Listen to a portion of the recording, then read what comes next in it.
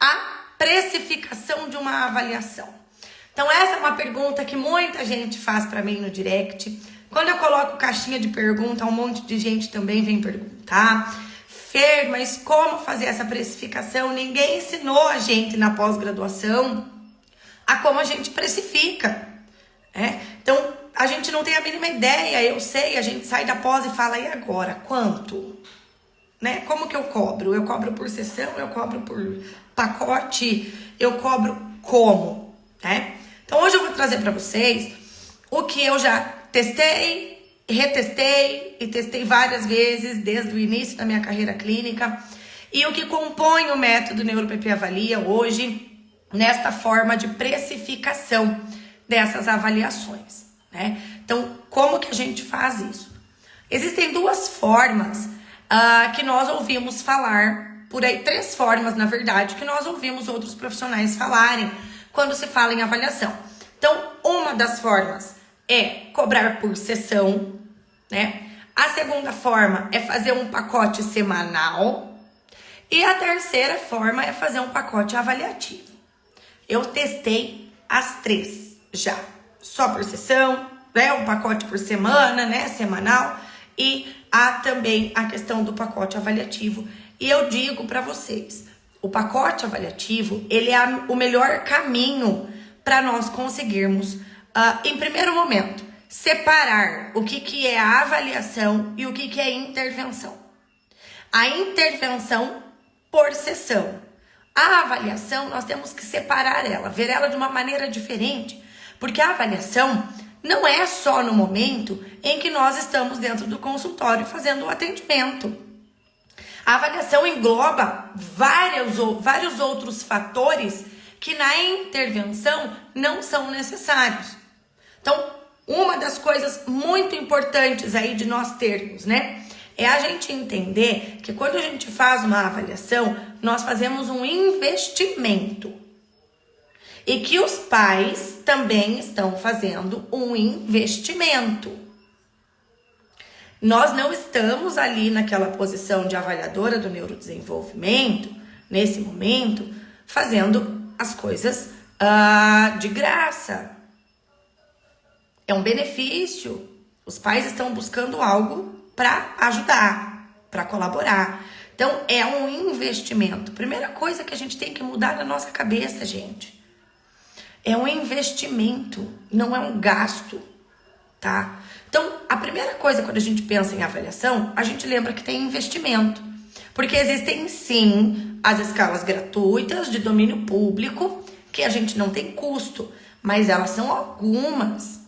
Somente elas, num processo avaliativo, não é o suficiente. Por isso que a gente fala de fazer a avaliação com dados, normativos.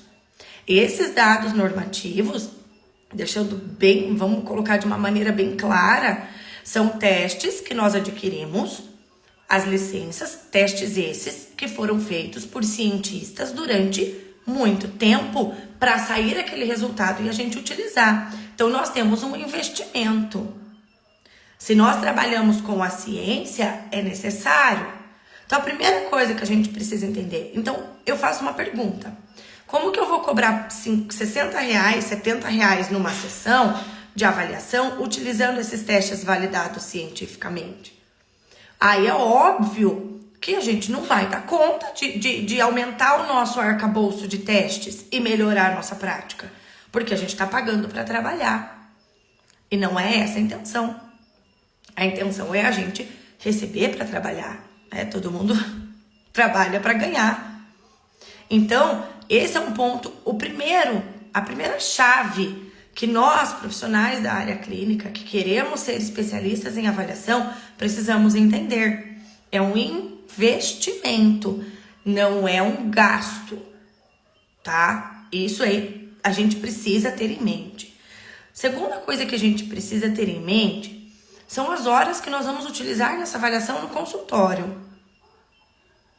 Então, fazer uma avaliação, ela exige que a gente tenha ferramentas, E essas horas no consultório também entram como o horário que nós estamos utilizando o consultório. Vamos supor que o consultório não é seu. Você aluga uma sala, você tem que pagar o aluguel da sala. Na hora de fazer a avaliação, vocês já colocaram isso na ponta do lápis? O valor da hora, o valor do investimento?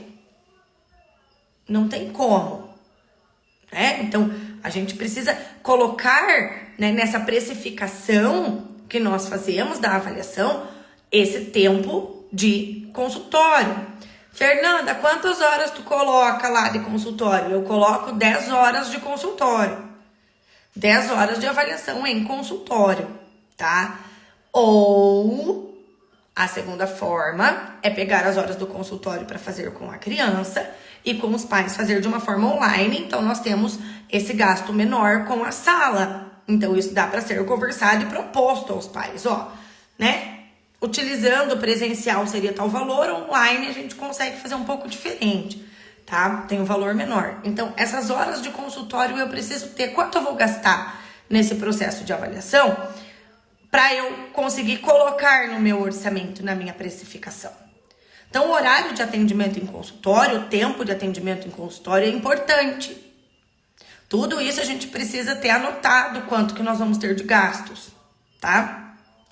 A outra coisa que a gente nunca utiliza, a gente nunca coloca, e é um grande erro também, é o nosso tempo de trabalho nos bastidores dessa avaliação, né?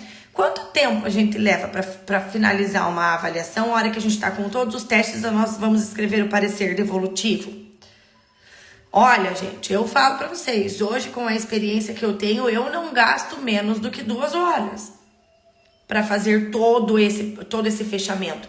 Porque a gente começa a fechar, a gente começa a surgir algumas dúvidas na nossa cabeça, a gente tem que parar o que a gente está fazendo, a gente pega o DSM-5, a gente vai ler, a gente vai pesquisar outras fontes.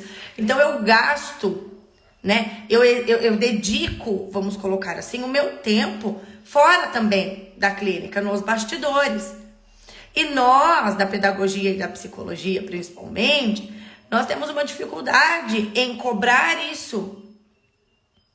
A gente tem uma dificuldade, que eu já falei, que é a síndrome da pedagoga, né? A síndrome da psicóloga também, porque as psicólogas que eu conheço também, a maioria tem essa dificuldade de precificar as coisas. Porque a gente foi acostumado a fazer o trabalho em casa de graça. Essa é uma cultura que tá em nós, na nossa formação base. Então, a gente precisa também, na hora que nós vamos precificar a nossa avaliação, a gente precificar o tempo que ficamos em casa, tá? Trabalhando em cima daquilo ali. Trabalhando em cima das características. Então, a gente precisa colocar isso como importante no nosso trabalho, tá? E a outra questão é as horas das devolutivas, né? E antes das devolutivas, a hora na escola. Você vai na escola, você gasta combustível, enfim, você vai gastar com alguma coisa para ir até a escola. Então, a gente precisa, no processo de avaliação, colocar o tempo que nós estamos na escola, que nós vamos na escola, tá? É importante. E o tempo da devolutiva para os pais e para a escola.